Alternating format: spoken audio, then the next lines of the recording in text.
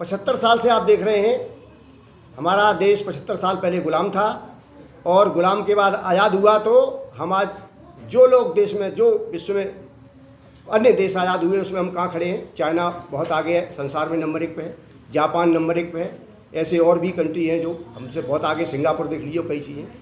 तो हमारी जो आज स्थिति है कि जो देश का ढांचा है उसमें कमी कहाँ है, कमी नीयत में है।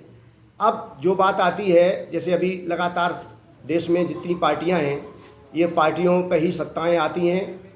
अब इंडिया और एनडीए जो देश भर में चर्चा चल रही है, इन दोनों दलों में, 2 दलों को छोड़ के डीएमके तमिलनाडु के और लालू प्रसाद का राष्ट्रीय जनता दल, इनके अलावा देश में किसी ने भी जो 24 घंटे के अंदर EWS का रिजर्वेशन पास हो गया, ये बड़े आश्चर्य की बात है और किसी ने भी इसका विरोध नहीं किया। तो एक तो ये मुद्दा है कि यहाँ राजनीतिक पार्टियों की नीयत क्या है, ये सब आपस में मिले हुए हैं। और दूसरा मुद्दा ये आता है, एक तो हमने आपको EWS का उदाहरण दिया, दूसरा मुद्दा आता है EVM वाला, जो सबसे ज्वलंत मुद्दा है, जिसके लिए कांग्रेस ने भी जंतर मंतर पर भी प्रदर्शन किया था और तमाम जगह इस बात को रखा है। लेकिन उन्होंने कहीं भी देश में जेल भरो आंदोलन नहीं चलाया है। इतनी देश प्रदेशों में सरकारें हैं, देश भर में उनका वोट है, देश भर में यात्राएं हो रही हैं, लेकिन EVM पर जेल भरो आंदोलन नहीं चला। इसी तरह समाजवादी पार्टी हो, चाहे बहुजन समाज पार्टी हो, चाहे और कोई पार्टियाँ हों जो भी विरोध कर रही हैं, लेकिन प्रैक्टिकल में कुछ और है। जैसे हीरो विलेन एक्टिंग करता है पिक्चर में, एक ही जगह ट्रेनिंग लेते हैं, एक ही जगह मतलब आते हैं, एक ही जगह सोते हैं, एक ही जगह होटल में, एक ही जगह नाश्ता चाय करते हैं, पब्लिक को एक्टिंग करते हैं, दिखाते हैं कि हम आपस में लड़ रहे हैं, और अंदर सब केवल पैसा कमाने के लिए और अपनी प्रतिभा जगाने के लिए, अपना नाम कमाने के लिए एक्टिंग करते हैं। जनता के भले से उनको कोई मतलब नहीं। इसी तरह हमारे जो देश के नेता हैं, उनका भी यही रोल है।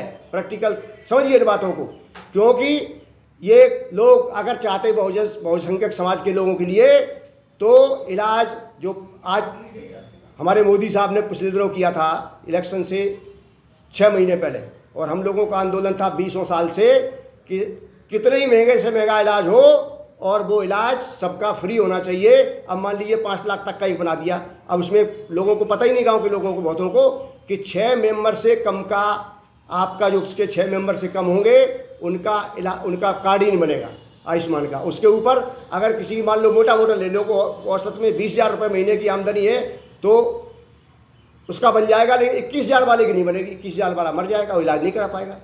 और इसी तरह से और लोग हैं जिनका उसमें कहीं कोई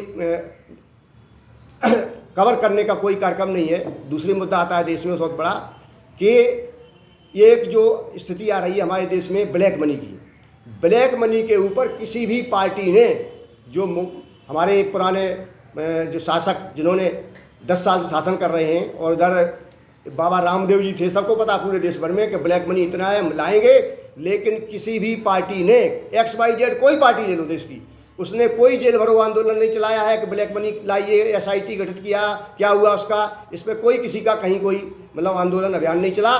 तो ये कथनी और करनी में बहुत बड़ा अंतर है। और ये सारे मिले हुए आपस में इनके गेम चल रहे हैं कि जो हो रहा होने दो, पक्ष में रहो विपक्ष में रहो, हम दोनों लोग अरब सब पैसे वाले लोग हैं, जितने भी पैसे वाले लोग हैं, और नेता लोगों को जो भी पैसा फंड है, जो विधायक रह चुका है एक बार भी, उसको 15 करोड़ मिल जाता है एक टर्म में। उसका आप जानते हो, सभी को पता है कि कमीशन खोरी सब जगह होती है, तो उसमें भी उनको अच्छा खासा पैसा मिलता है। तो उन्हें क्या, हमें क्या करना, हमारा और जांच हो जाएगी, वो फंस जाएंगे, तो उनको कोई मतलब नहीं इन चीज़ों से। तो ये एक मुद्दा।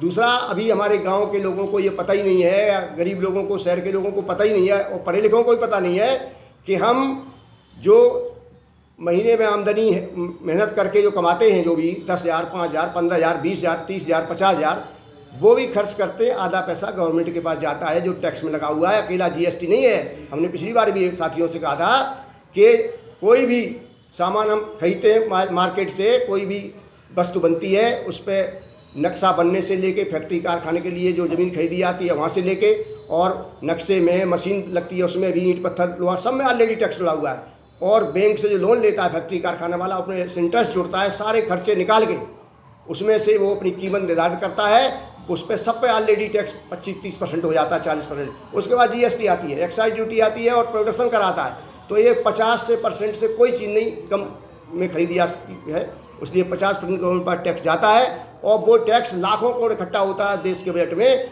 केंद्र सरकार का बजट अलग है, स्टेट गवर्नमेंट का अलग बजट है, तो इसमें से कमीशन खोरी होती है। सभी जानते हैं हर डिपार्टमेंट में, कंस्ट्रक्शन में, चाहे वो रोड बन रही हो, चाहे मेट्रो ट्रेन बन रही हो, चाहे बुलेट ट्रेन बन रही हो, चाहे कोई सरकारी बिल्डिंग बन रही हो, कि सभी में कमीशन खोरी होती है। वो कमीशन हजारों करोड़ में होता है। उसी हजारों करोड़ से हवाई जहाज खरीदे जा रहे हैं, उसी हजारों करोड़ से प्राइवेट हॉस्पिटल खोले जा रहे हैं, उसी हजारों करोड़ कमीशन से आपके इंजीनियरिंग कॉलेज, मेडिकल कॉलेज, यूनिवर्सिटियाँ खोली जा रही हैं, उनसे बड़े बड़े बिल्डर बन रहे हैं। जो 3 चीज़ें देश के लिए जरूरी हैं, हर नागरिक के लिए, महंगा इलाज, महंगी शिक्षा, महंगा आपका जो आवास, ये इलाज, शिक्षा और मकान, ये देश के हर नागरिक के लिए 1000 में एक भी आदमी मतलब इससे दूर छूटा हुआ नहीं है।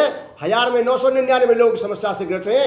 तो इन लोगों को 1000 में 999 लोग जो दुखी हैं, परेशान, इनको यूनाइट होना पड़ेगा। जो कोई भी, तो मीडिया वाला नहीं इसमें बहुत बात बोल रहा कि यूनाइट होइए।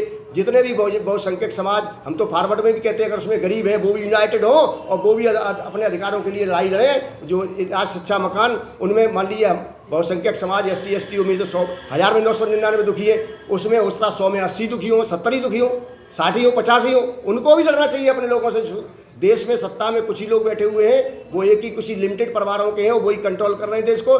इसलिए देश की बहुसंख्यक जनता को यूनाइट होना पड़ेगा और इसके लिए राष्ट्रीय लेवल पर एक मतदाता जागरूकता महासंघ का अभियान चलाना पड़ेगा।